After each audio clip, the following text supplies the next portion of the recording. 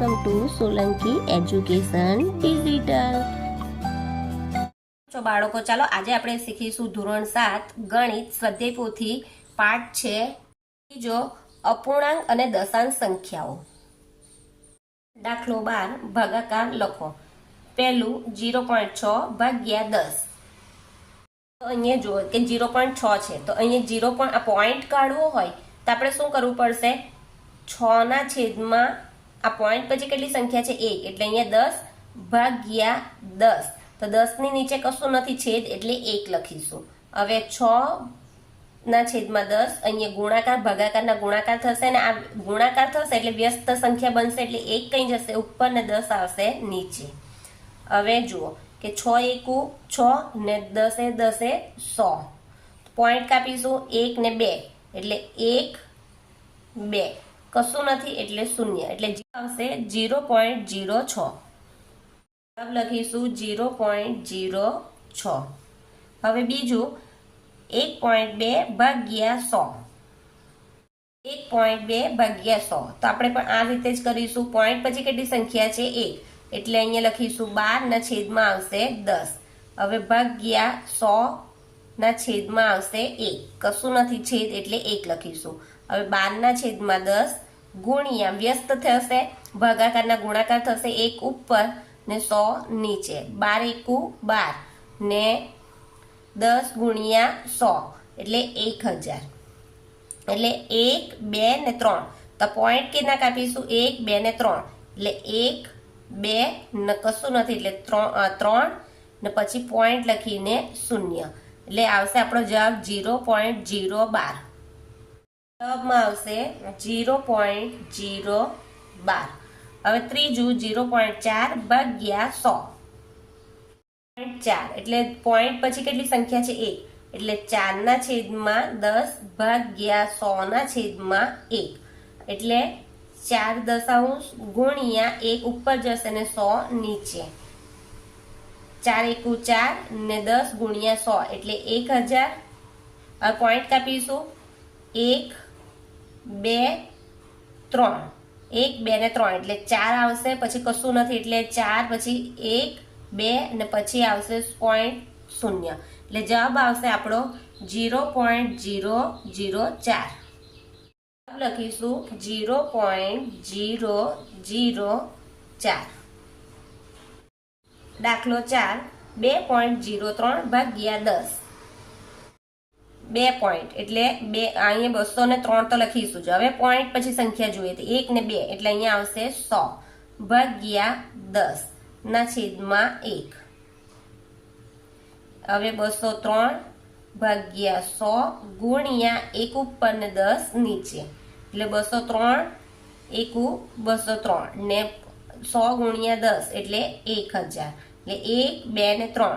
તો 1 2 ને 3. હવે કશું નથી એટલે પોઈન્ટ મૂકીને 0.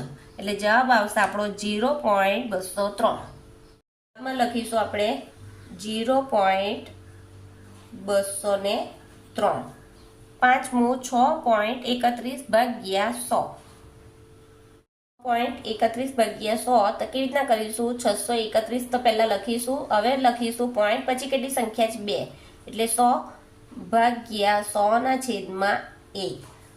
631 ભાગ્યા 100 ગુણ્યા 1 ઉપર ને 100 નીચે.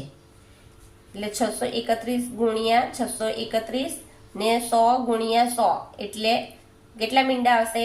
1 ને આ 2 મીંડા ને આ 2 મીંડા એટલે 4 મીંડા આવી ગયા. એટલે કેટલા આવ્યા? 10,000. તો હવે આપણે પોઈન્ટ કાપીશું 1 2 3 4. તો 1 2 3 4 પછી પોઈન્ટ ને પછી 0. એટલે જવાબ આવશે 0.0631.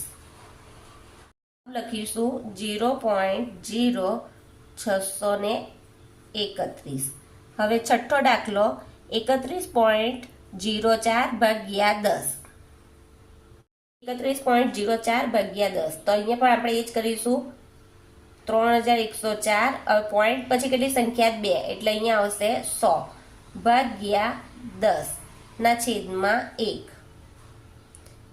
3104 ભાગ્યા 100 છેદમાં 100 ગુણ્યા 1 ના છેદમાં 10 એટલે 3104 ગુણ્યા 1 એટલે 3104 ને અહીંયા આવશે 100. તો જો પોઈન્ટ કાપીશું.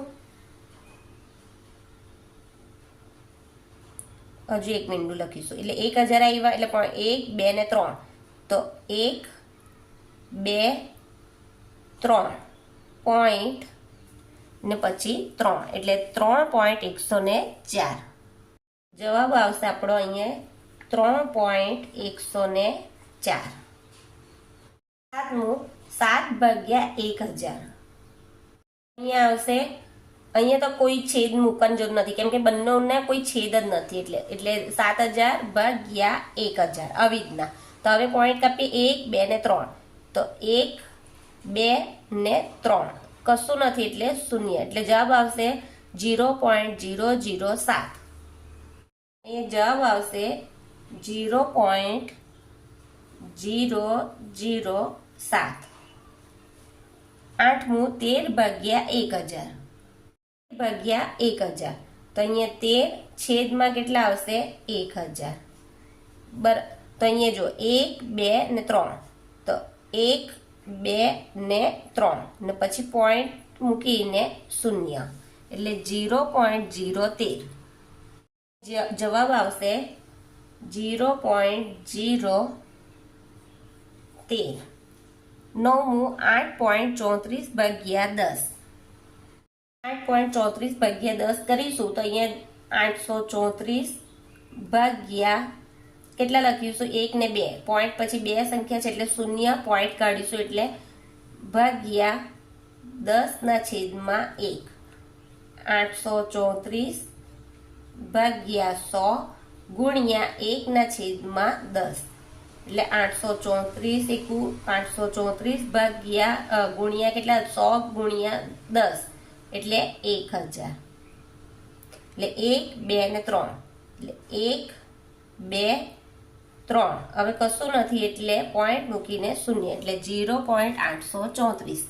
જો તમને આવશે આપણો 0.834.